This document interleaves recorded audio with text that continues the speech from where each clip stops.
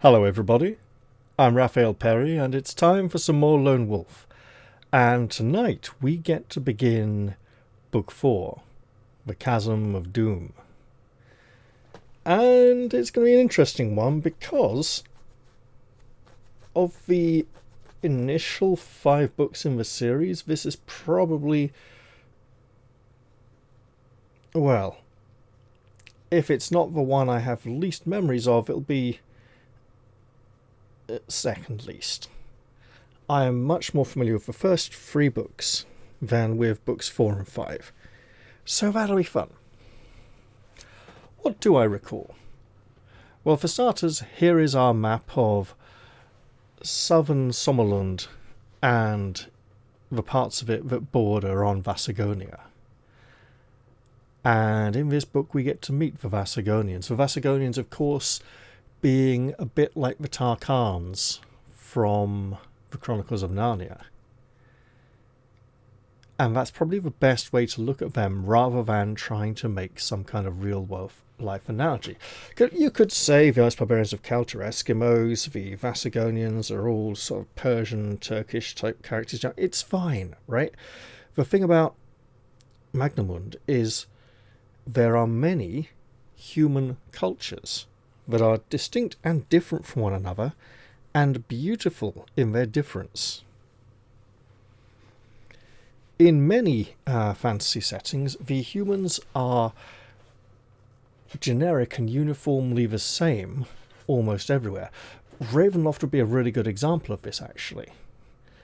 In the Ravenloft setting, the humans in all the different regions only superficially differentiate from each other. And later on, when we began to get descriptions of how the people in one area might dress, or of their culture a little bit, or the way they wear their hair, you'd think, oh wow, that's interesting. That tells me something about the people from this place. Until you read up on all the areas and notice that they're almost the same everywhere. Yeah. Now, getting back to this map, what do I remember? I remember the Moichura Pass featuring Ruanon sounds suspiciously like the fords of Ruanon, which is of course where Haldir saves Frodo from the Black Riders in The Lord of the Rings.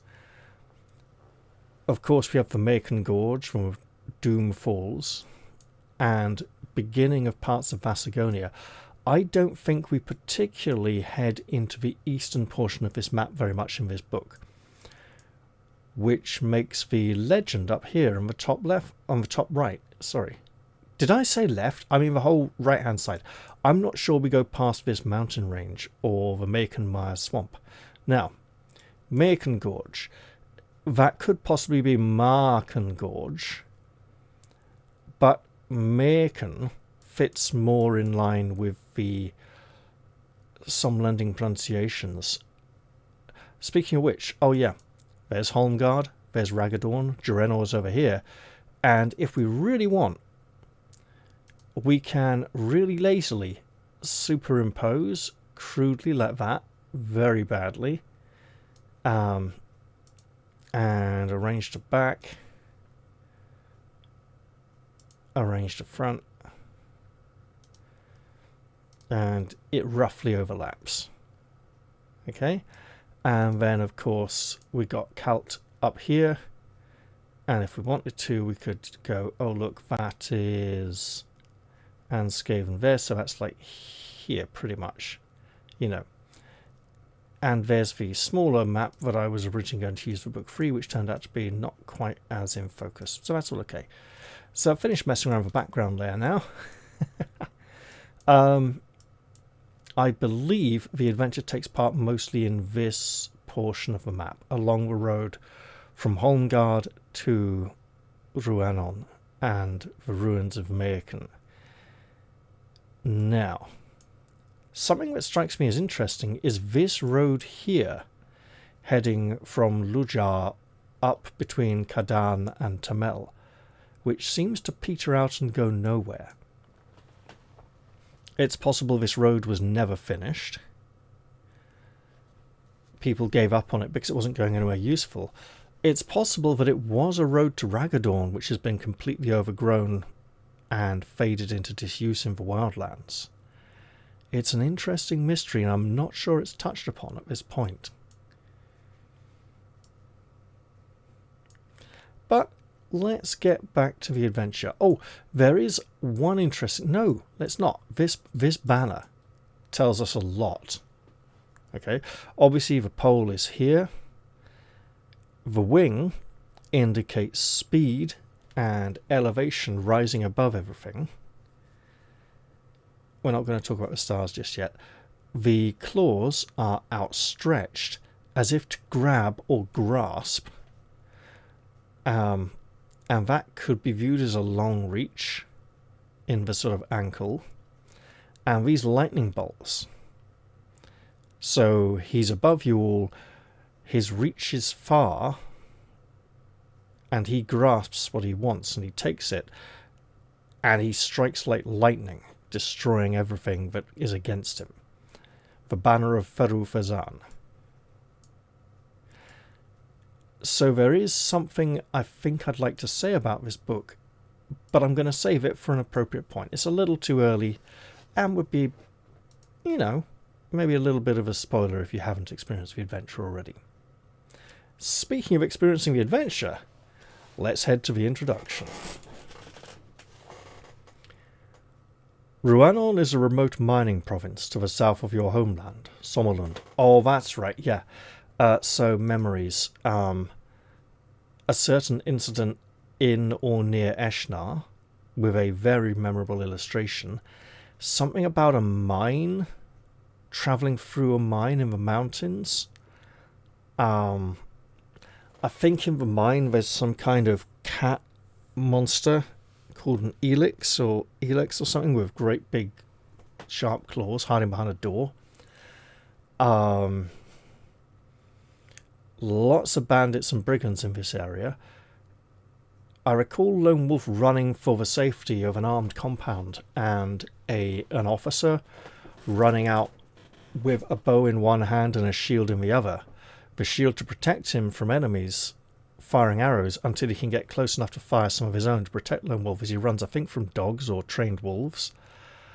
There's a very famous illustration of a rider with a spear charging into attack in the middle of a pitched battle.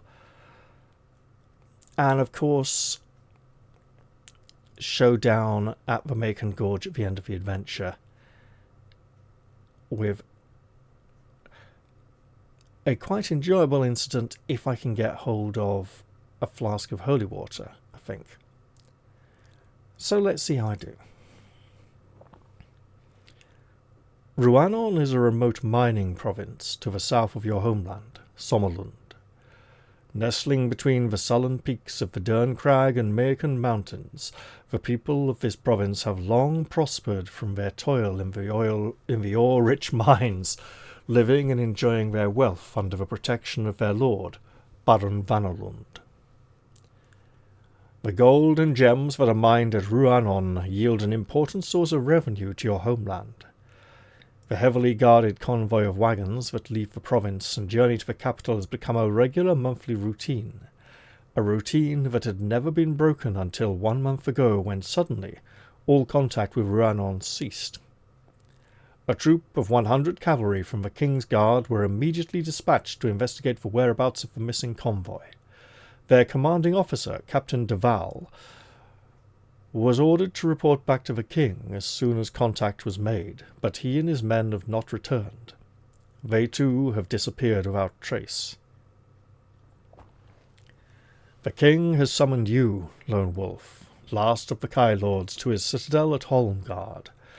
Your quest is to find Captain Deval and his men, discover what has happened to the missing convoy, and to uncover the veil of mystery that now hangs over Ruanon. The king has gathered a company of border rangers, a unit of elite scouts, all of whom are skilled in horsemanship and outdoor survival. He has ordered these 50 men to accompany you in the hope that, with your leadership, they may succeed where the larger and more visible force failed. As you and your men enter the royal armory to equip yourselves for the long ride ahead, you glimpse a black crow perched on a window ledge high above. It flies away, but not before a shiver has run down your spine. In Holmgard, the crow is a bird of ill omen.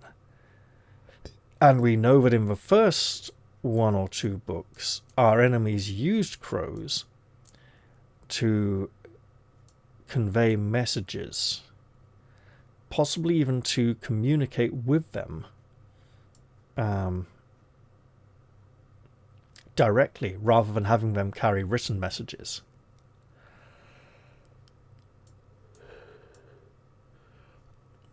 And while we can now rest safe and sound, as Vonatar, the enemy of Sommerlund, is, I'm not going to say under lock and key, he's safely incarcerated within the Dazian in another dimension. It seems there are still troubles that beset the kingdom of Holmgard. Let us go on to the game rules. Generating ability scores, the Kai disciplines. We do gain a new discipline for finishing book 3. And I believe I'm going to take mind over matter. I don't particularly remember it being extremely useful in this book, but it is in the next one. And I'm pretty sure I've come into situations where it would have been useful already in the first 3 books. Equipment. Also, of course, we should remember the name of Captain Duval. It was who escorted us from the throne room to the coach that took us to the docks in Book 2. And if he had not sent us towards that ship, we would never have fetched the Summer Sword and never saved the kingdom in its hour of greatest need. So we should be extremely grateful to this man. The entire kingdom should. The fact that he has gone missing means we have incredible incentive to go rescue him, which is good. It's good.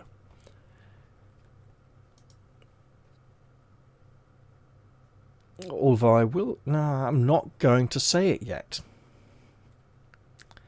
I really want to say it, but I won't. Before leaving Holmgard on your ride south, you are given a map of the Southlands, a badge of rank that you wear on the sleeve of your tunic, and a pouch of gold. To find out how much gold is in the pouch, pick a number from the random number table. Sure. And a reminder that on the random number table, a 10 is a 0. Campaign, dice box, 15. So this brings us up to 26 gold crowns. At this point, the amount of money we had to spend in Book 2 is easily being replaced and is less of an issue.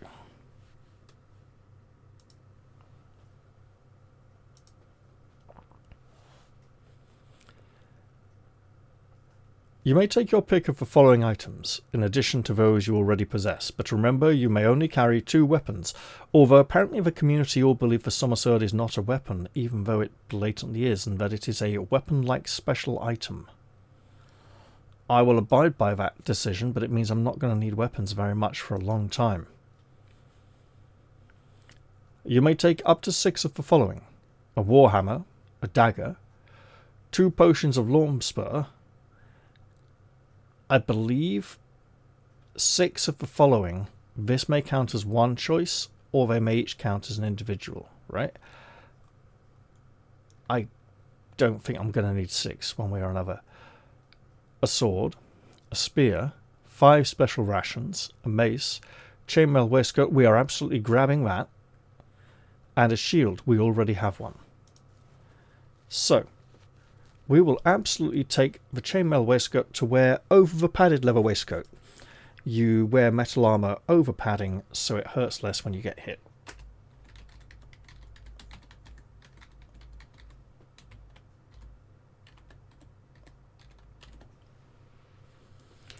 So that will take us up to, theoretically, 28 endurance points. That is one choice. I will take the 2 potions of lawn spur, or not, as the case may be. Rations are meals.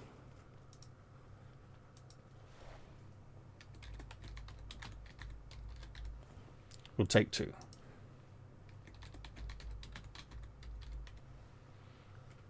There we go. Now, with the discipline of hunting, we don't particularly need to take meals with us, but we may have opportunities to make use of meals, offering them to someone who's starving, or to an animal or something, right? I don't know.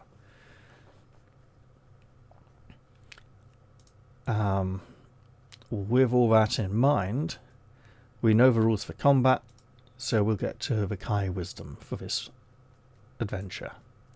Almost called it an episode. Your mission will be fraught with danger, for you're about to venture into the bleak and hostile wildlands of the south. Use the map to help you plot your course to Ruanon. Make notes of your progress through the story, for they will be of great help in future adventures. Many things that you find will aid you during your adventure. Some special items will be of use in future lone wolf adventures, and others may be red herrings of no real use at all. So be selective with what you decide to keep. There are several routes to Ruanon, but only one will enable you to reach the mining town and find Captain Duval with the minimum of danger. A wise choice of Kai disciplines and a great deal of courage should enable any player to complete the mission, no matter how weak his initial combat skill and endurance points score. Successful completion of previous lone wolf adventures is not essential for the success of this quest, although if you completed Book 2, it makes the next 5 or 6 books significantly easier.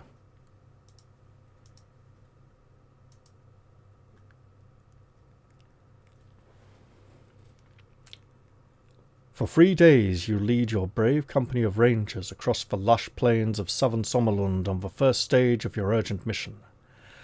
The flat, treeless fields surround you with a seemingly endless expanse of wheat, so high that even though you're in the saddle, it reaches well above your knees.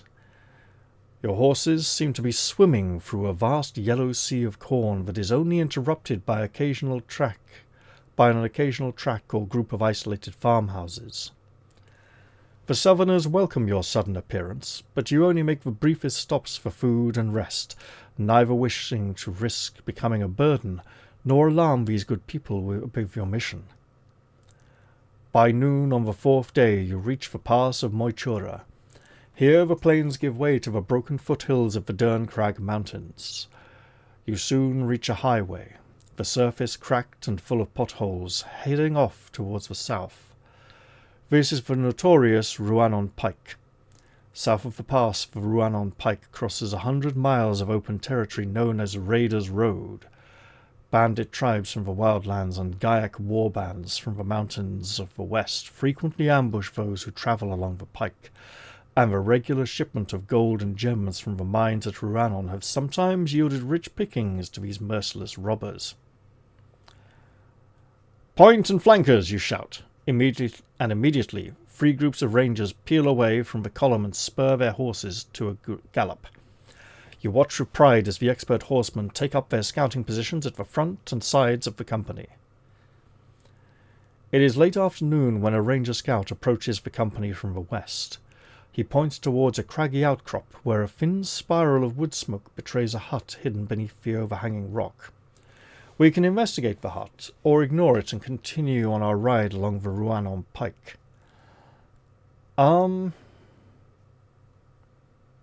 So we would be around this area.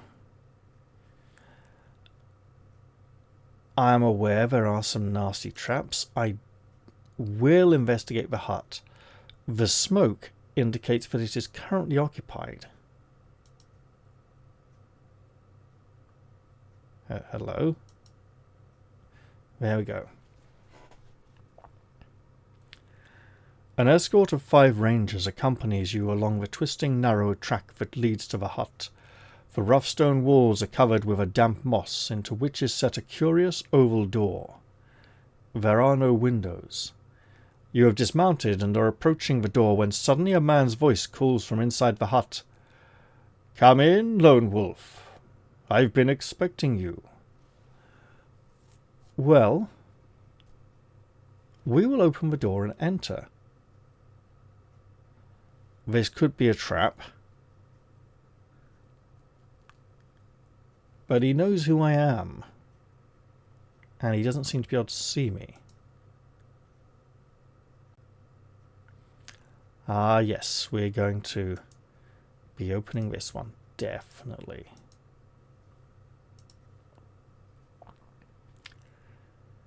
In the dim light of the interior, you see an old man seated at a table. The flicker of a log fire is all that illuminates this foul-smelling hovel, yet it sheds enough light for you to see the clutters of charts and strange increments that crowd the hut. The man slowly raises his gaze from a large crystal sphere and bids you sit opposite him. "You know my name." "How?" you ask warily. "The stars foretold our meeting long ago, Lone Wolf," he replies, slowly passing his withered old hands around the sphere. "Be not alarmed by my knowledge, for I wish only to aid you." He produces a small scroll of parchment from within his robe, and he hands it to you. Upon the scroll is written the following verse. "When the full moon shines o'er the temple deep, a sacrifice will stir from sleep the legions of a long-forgotten lord. When the fair royal maid on the altar dies, the dead of Macon shall rise to claim their long-awaited reward." And we're going to pop that down in clues and notes. Just pop it in here.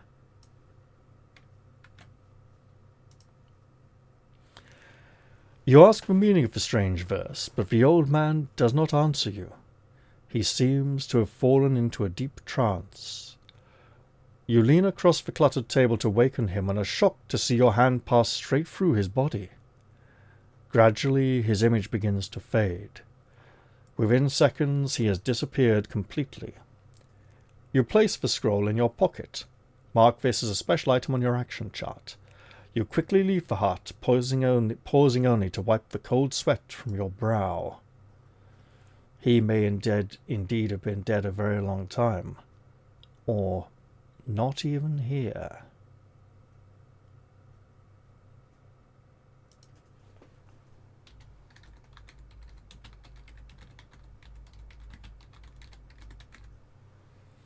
I'd say that, as prophecies go, this one's pretty explicit. You have ridden less than 5 miles when you see a group of wagons on the highway ahead.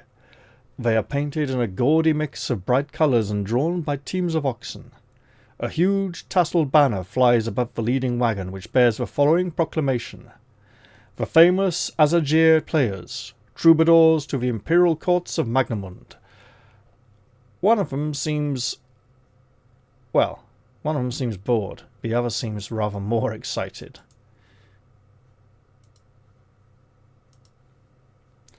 We will stop and question these travelling minstrels. They may have picked up some rumours or information from their audiences, or there may be some place they've been turned away from where they would previously have expected work.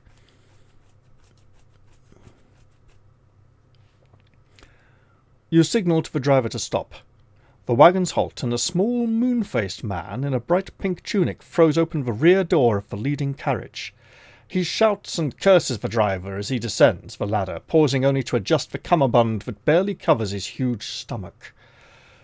Seeing your men, he lets out a strangled shriek and fumbles for a short sword hanging at his side. "Bandits! Robbers!" he cries, and wrestles to free his sword from its ornate scabbard. A row of anxious faces appears at the wagon windows, but the expressions soon change to a smile when they recognize your Somlending uniforms. Calm yourself, Jesu, shouts an elderly woman. They are some lending rangers. They will not steal your gold. Laughter ripples along the carriages as the little fat man suddenly unsheaths his sword with such force that he spins round and tumbles to the ground. You must forgive Jesu, says the old woman. He means you no harm. Raiders' Road has made him a nervous wreck. And there he is, feet up in the air. Like the song. Oh, what is it? What is his name? Glory, glory, what? What was it? Glory, glory, hallelujah. Glory, glory, what a hell of a way to die. Glory, glory, with your feet up in the sky, and he ain't gonna jump no more. He jumped 10,000 feet without a parachute. He jumped 10,000 feet without a parachute. He jumped 10,000 feet without a parachute, and he ain't gonna jump no more. Then it loops around to the beginning, I think. I'm not aware of many verses to it. It's one of the songs we learned in the Scouts. Not sure who it's about or who it relates to at all. Anyway. You question the old woman, asking her where they have come from and their destination. You learn that they are a group of players and have journeyed many miles from their native land of Cloasia. Hang on. Cloasia, I'm probably going to go with. Because the E links in with the O. But without the E, it would also be Cloasia. So there's no H to make it Cloasia. So Cloasia in the east. They last played for the people of Eshnar, but it was a disappointing show. It seems that the town was as tired as the grave. Those who did come to save them were a sad and sorry crowd. They are now bound for Holmgard and hopefully a more appreciative audience. Light is fading, remarks the old woman. Perhaps you and your company will camp with us tonight. We would deem it an honour and would be happy to entertain you all with songs and dancing. You notice a hopeful look in the eyes of your men as they await your decision.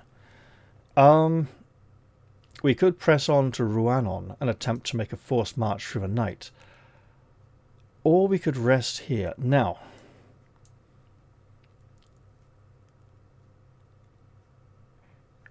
what we have picked up is a warning that Eshnar is quiet, silent, empty. Not a lot going on there. So it may not be wise to enter that place. I think we will set up camp and let the men rest so that they will be strengthened for their next day's ride. The wagons are drawn into a circle and you set up camp inside. A ranger is posted to patrol the perimeter. The troubadours construct a small stage onto which strides Jesu. He calls for silence before announcing the title of the play. The Brave Warriors of Sommerlund. A choice that meets with the hearty approval of your men. This could still be a trap. Right, they could be planning to ambush us. During the performance, you notice something very odd. Not only is one of the actors using a real sword, but it is a type of sword only issued to officers of the Somlending cavalry. After the play, you approach the man to question him about the sword. He looks at you nervously and makes a dash for the darkness of the perimeter wagons. Look, he's not going to get in trouble for stealing it. We just want to know where he got it, because we're looking for missing people. We do have the Kai discipline of tracking and hunting. So then, although the wagons are shrouded in darkness, your Kai sense reveals to you the actor's hiding place. You climb the ladder at the rear of a large wagon and push open the door with your weapon and enter. In the plush, candlelit interior of the caravan, you find the actor cowering beneath a blanket in the far corner.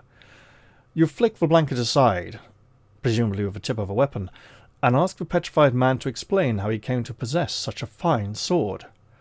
I bought it in Eshnar, he stammers, his eyes wide with fear, from the innkeeper of the Pick and Shovel Tavern. He grasps the sword by the blade and offers it to you. If it is your sword I have unwittingly bought, I am truly sorry. Here, please take it. You grip the brass hilt and examine it closely. There is no doubt. It is a Somlending cavalry sword, but the inscription on the blade makes your heart miss a beat. Captain Vermeer de Val, King's Guard Regiment. If you wish to keep this sword, mark Captain de Val's sword on your action chart as a weapon. Right. Now, I don't want to confiscate it from this man. I don't want to punish him. But this is Captain de Val's sword, and while he may have found a replacement, I'm sure he would appreciate its return.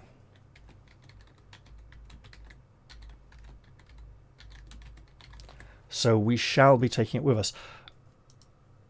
Kind of feel like I want to give this guy a couple of coins for his trouble, but we'll let him know that no one's going to come, give him any trouble for this. I'm not reporting him to Ruanon. He's not going to get arrested.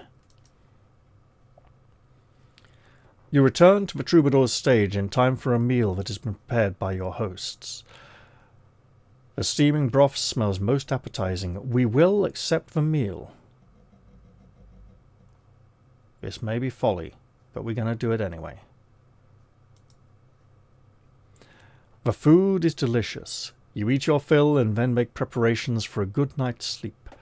At dawn, you and your company bid farewell to the travelling players and continue on your mission to Ruanon. We got a random number. Let's hope it's not related to the meal we had last night. Our random number is a 6.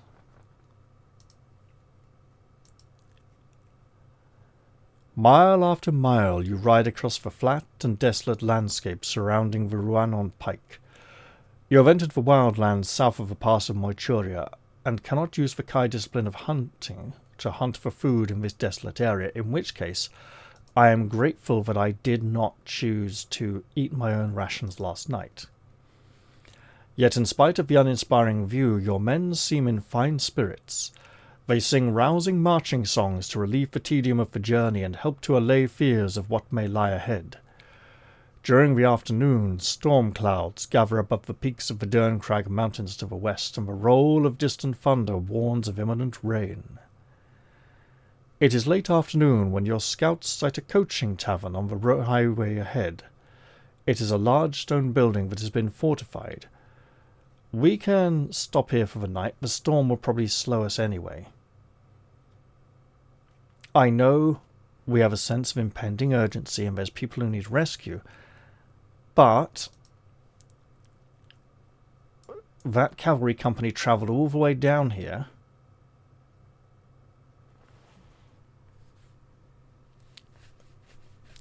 And the people at the capital waited all the time for them to come down here, do their mission, and then return. And they were late. So they've been missing a long time. In terms of helping these people, will we be of no use to them if we are exhausted, if our horses injure themselves in the storm, like slipping in the mud, and a horse could suffer a leg injury or something. We're probably also, the men could catch a cold, if it rains a lot.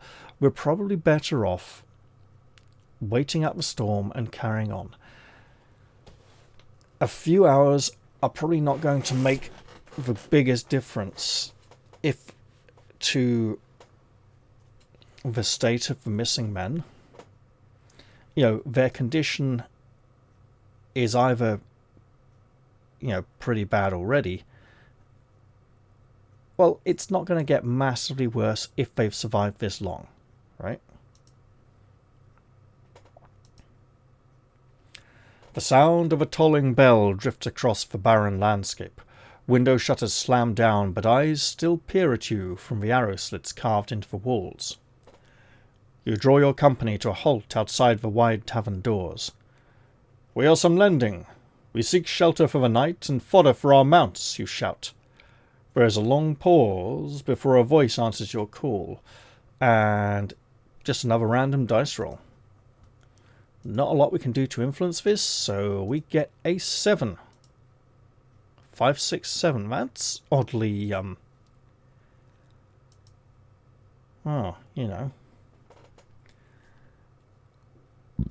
What proof have we that you're not bandits in stolen uniforms? What can you say or do that will convince them that you speak the truth? Will you say that you're a Kai Lord and that your men are border rangers of Sommerland, or show them our badge of rank, which I should have written on special items, shouldn't I?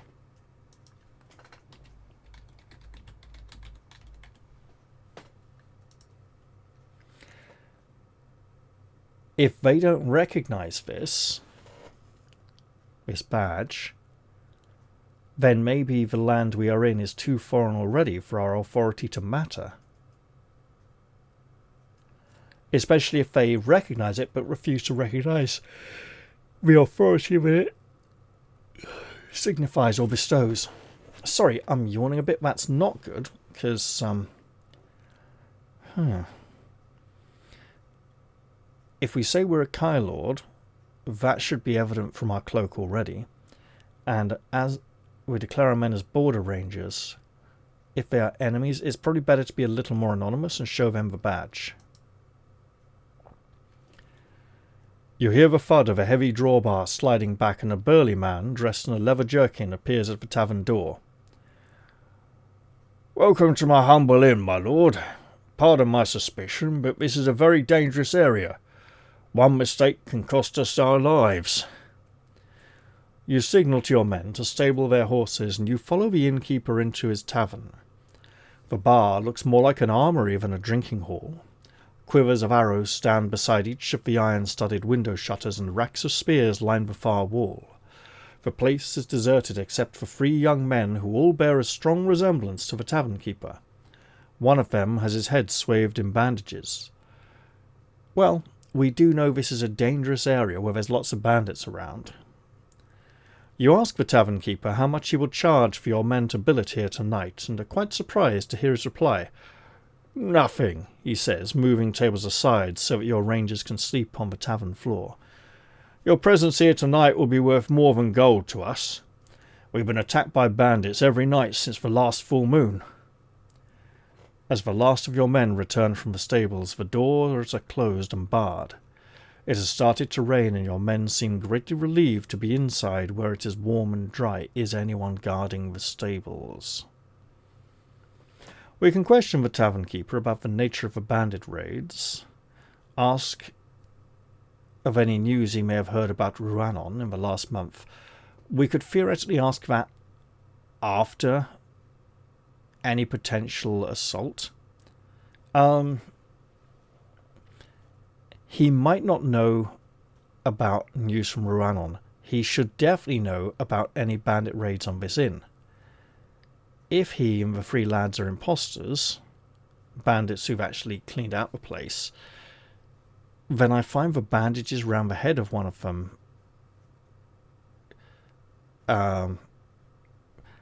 you'd think they'd keep him out of sight. I think these people are genuine. "They're no ordinary bandits. They're a private army. Their leader is a renegade noble from Vasagonia called Baraka, though his men call him Doomslayer. After the first raid, we thought he and his men would leave us alone. After all, this is a poor province, even when the road carries traffic from the mines of Ruanon and Eshnar. But Doomslayer and his men have stayed. It's as if they are determined to kill us at all costs." That night, the tavern keeper's sons agreed to take it in turns to sit watch at the arrow slits so that you and your men can get some sleep. Now, if there's a renegade warlord from Vasagonia called Baraka, not Farufazan, which doesn't seem to be it's a city. He may be a warlord from Farufazan and fly its banner.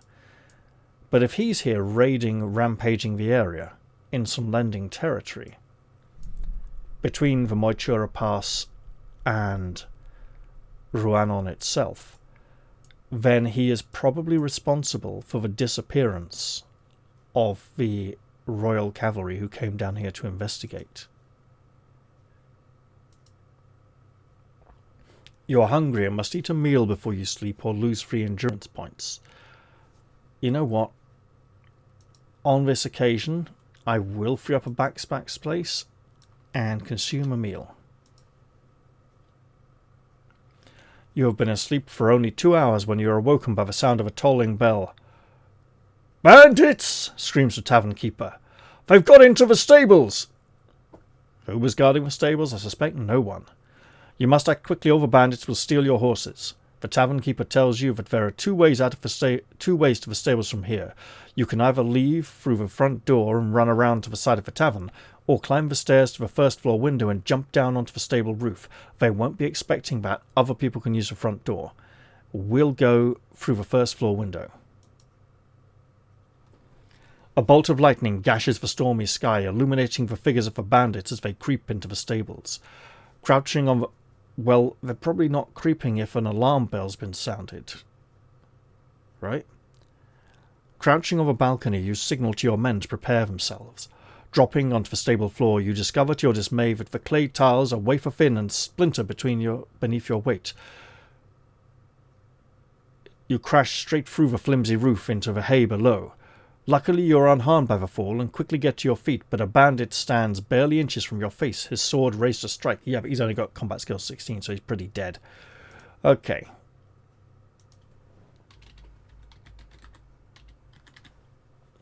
He has 23 endurance points. And we have the summer sword, which pumps us up with our shield and helmet to a combat skill of 31. We are therefore in a plus 14 column that doesn't exist. We are in the plus 11. Let's just roll. A 6. Enemy takes 16 damage, lone wolf takes 1. That's okay. We'll get that back soon enough. Whereas that 16 drops him to 7. We fight again. And take another point of damage before our foe is fully dispatched. Bearing in mind that we have an additional 6 points of endurance from armor, that 2 points of damage hasn't even really hurt us at this point. It's maybe, you know, it's just bashed a few male links, maybe given us a bruise. Hasn't even torn into the lining of our padded waistcoat. You know, we're good. We got our shield to protect ourselves. Our foe is felled. We cannot evade combat, that's fine. We didn't need to. Your men cheer with delight at your victory and drop through the stable roof to join you. A hard battle follows, but the bandits are soon cleared from the stables and chased away into the stormy night. We probably can't follow them that far. You search for stores to discover that only 11 horses remain. The others have been stolen by the bandits. After careful thought, you decide to call for 10 volunteers to continue the mission with you, and order the remaining rangers to return to Sommerland on foot at first light to report what has happened. As they head off to the north at dawn, you wait until they have vanished from sight before you turn and ride in the opposite direction, and there's a very small chance of one of these things, so we'll just roll it and see what we get. A 5. We are in the majority in this case. There was a 7 in 10 chance of this result, a 3 in 10 chance of the other. And with it being a 3 in 10 chance, I don't think it's going to be vital to completing the adventure, but rather just something that happens. You have been riding for over 4 hours when you see a flock of birds. They are black and very large and are swooping around the brow of a distant ridge. We do have animal kinship. You identify the birds as carrion crows, a despicable breed of wildland scavengers. Whenever a creature lies dead in the wastelands, you can be sure to find a host of these loathsome predators. We can go take a close look, see if they're eating horses, men, or something else. As you reach the top of a ridge, a gruesome sight meets you. The bodies of men and horses lie scattered across the shallow valley beyond, their bones picked clean by the scavenging crows. You hear the gasps of horror as your men recognize the armour and tattered white uniforms of these skeletons, for they were once your countrymen, some lending guards of the king's cavalry. They must have died in battle, for the corpses of bandit warriors lie entwined among them. 40 brave soldiers, nearly half of the squadron that left Holmgard 1 month ago, now lie before you, and it is with heavy heart that your men set about the grisly task of burial. As you ride away from this valley of the death, you are comforted only by the knowledge that Captain Duval was not among those you buried.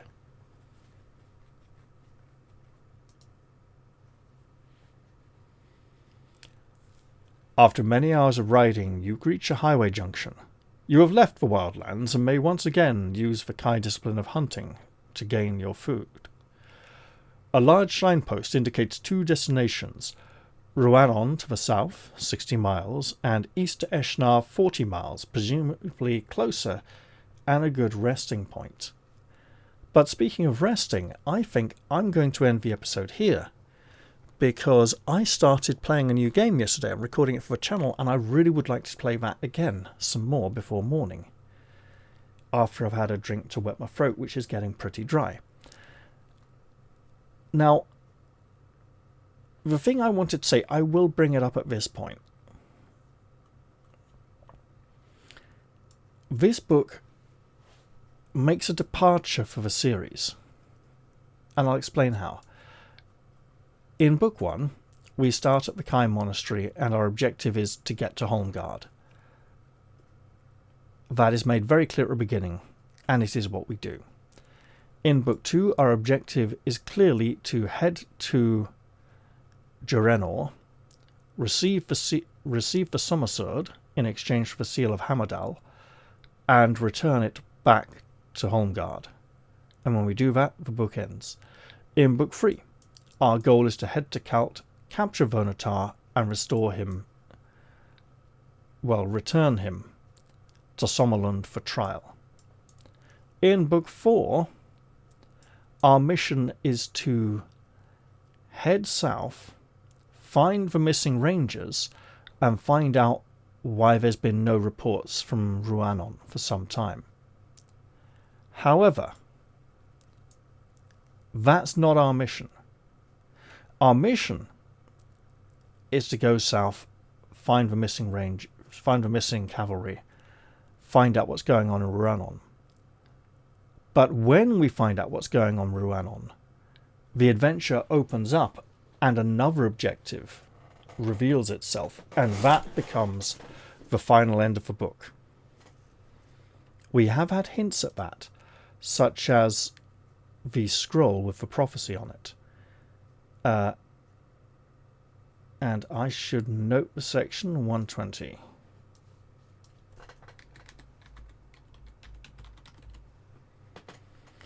I like that.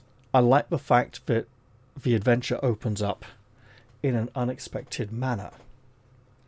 And that may happen again in future adventures. I also like the fact that that was not done in the first book, but rather introduced later on as a development.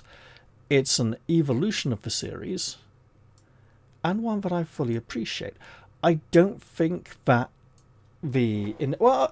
arguably, Vonotar the Traitor coming and meddling during Book 2 is an evolution, because when we got the Summer Sword, we can think, oh, we just need to get back with it now, whereas actually we need to then confront Vonotar and his death hulks upon the high seas. And it's entirely possible that he was responsible for a lot of the mishaps that occurred during the initial voyage across the Gulf of Ruanon towards Raggadorn. But with that, I am going to end the episode here. I hope you've all enjoyed this one, and I'll look forward to seeing you all in the very next episode. I'll say goodbye for now, though, and cheerio, everyone. See you all soon.